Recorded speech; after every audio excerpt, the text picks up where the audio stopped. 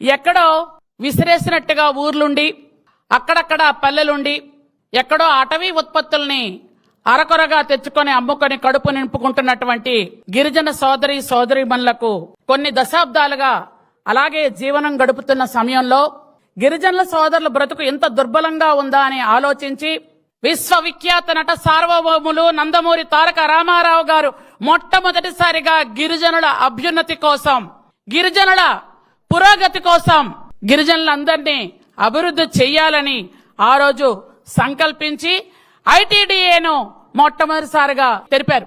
ఆ రోజు ఐటీడీఏ వచ్చిన తరువాత గిరిజన సోదరి సోదరీమణులందరికీ ఎలా బ్రతకాలి, ఎలా ఉండాలి తెలిసింది.